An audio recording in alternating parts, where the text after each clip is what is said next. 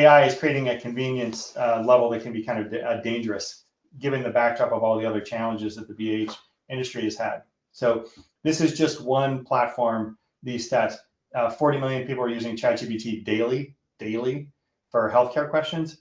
1 in 4 are using it for like a serious health tool, finding out what's wrong with me. About 50% with mental health conditions are using it for therapy. And in Silicon Valley, we've had a couple of CEOs of pretty big firms saying like, "Oh, I gave up my therapist. I'm using AI now." Ugh, you know, that kind of makes you cringe in terms of where we are in the nascent state of AI.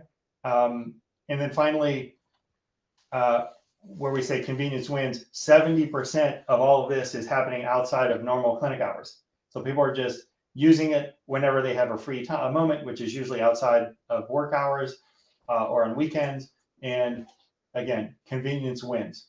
So I'm interested from, again, I keep coming back to the clinical touchstone. What do you think, what's your take on all of this? On one hand, it's like, wow, this is amazing. And on the other hand, what's the clinical take? It's scary. I'm preparing for our conversation today. I asked ChatGPT what the most common question is when people ask about their mental health needs. The most common question is, "What's wrong with me? Why do I feel this way?" And it's so sad. And as a consumer and a user of ChatGPT, not for clinical purposes, but for all sorts of interesting things, I'm not surprised that people are turning to it because it's immediate. It tells you things in such a way that makes you feel like you're a genius.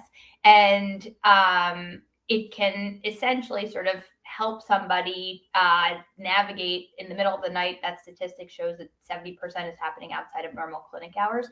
The scariest part to me, though, is that when we were initially weaving together this ecosystem and creating our front door, the main goal was, how can we arm people with accurate information so that they don't go on Google in the middle of the night, or they don't like frantically, search in the middle of the night and then fall prey to, not great organizations who just pay significant ads on Google, right? This is a whole other layer of that. And I worry about us. I feel like we're like the Mythbusters. It's going to become increasingly more challenging for us to get this message across of the importance of evidence-based practices and the need to get care that actually works, that's validated and measured, because we have no idea what else ChatGPT will like grab from other parts of the internet and then display misinformation in a way that is just so convenient it's hard to ignore.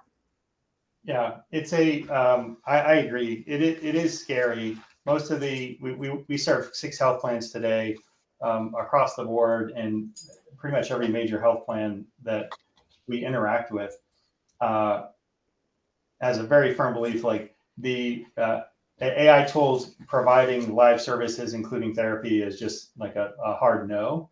Now, over the course of time, that may change, but it is scary when you think about the conversation for the last 20 years has been there is a significant shortage of behavioral health talent, of psychologists, clinicians, therapists, et cetera, given the global mental health crisis that we have. Yeah. And now the conversation like that is turning towards, oh, AI is going to replace all these folks.